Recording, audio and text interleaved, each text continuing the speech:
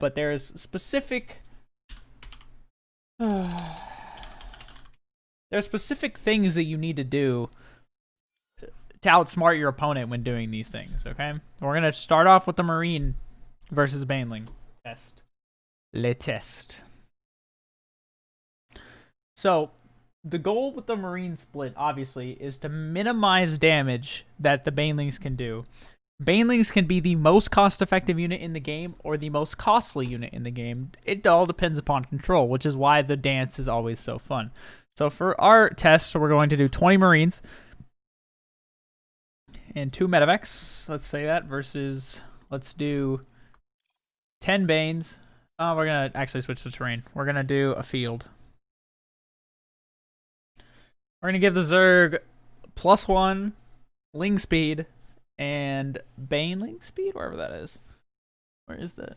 Centrifugal hooks. There we go. We're going to give the Terran +1 stim combat. And we're going to give them, let's say, so we got 10 Banes. Let's do 20 Lings, okay? So we're just going to start this off. The goal of this is, when I A-move this Zergling, this Ling Bane, right? So I'm going to click A, I'm going to grab the Marines. I'm going to stim, and you're going to immediately try to split back, but you want to A-click while you're splitting back. That way, you maximize the efficiency of the Marines. So what you want to happen is every time, you never want all of your Marines to stop firing at once. The moment you stop firing with all of your Marines, the Lings are getting free damage. Like, for example, watch. If I A-move these and say, like, I'm running in, right? And I'm attacking, and then I'm running back like this.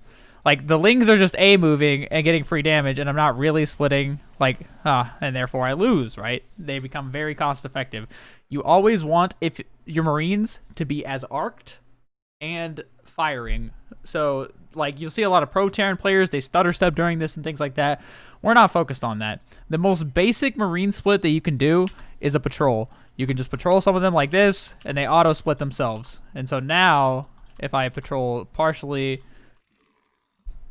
right, if I A-move the Ling Bane, they're not going to be able to get an efficient value. This is the most cost-effective way to split your Marines at the lower levels.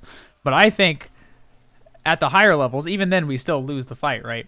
But at the higher levels, the better you get at micromanaging your units, you're going to be able to grab your Marines, step back, A-move, step back.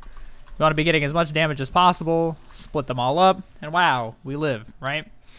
So the goal is not to stutter step all of your Marines, just a couple of them. And if you can, and this is not something that every Terran player maps out in his or her head, but if you can, what you really want to do is, if the Ling Bane player is coming at you like this, you want to get a little group and split it off like that, where you take most of the Banelings down to a different direction, and that way your Marines are sitting there at the top, shooting and running after the Banelings while they're chasing a bottom group, right?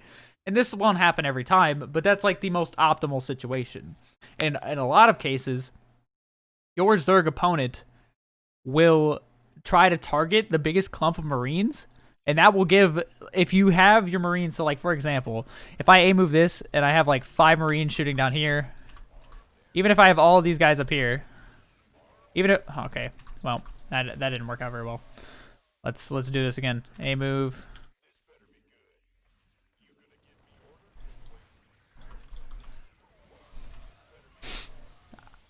I don't even know how to explain what I'm trying to say. But when they're trying to hit the largest group of Marines, like when the Zerg player is actually controlling them, the bottom group of Marines, even if it's small, will be able to fire with impunity, and that's where running away becomes effective, because you're still putting out damage. The only time that Marines become not effective is when you're just kiting, because kiting is running out your stim timer. You're not getting damage used on every attack, and while the Lings are faster than you, so they're just getting free damage. So the goal is to minimize the amount of free damage that the Zerg player can do to you, and make sure you only split off certain small chunks of your Marines. You don't have to do, you don't have to do some Maru level split, right? You don't have to get up, get ready. Oh, wow. Look. Like, it looks cool.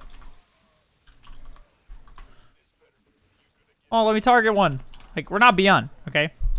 At that point, like, I just spent an extra 20 seconds on that fight when normally the easiest way, what we're trying to do is maximize our damage output.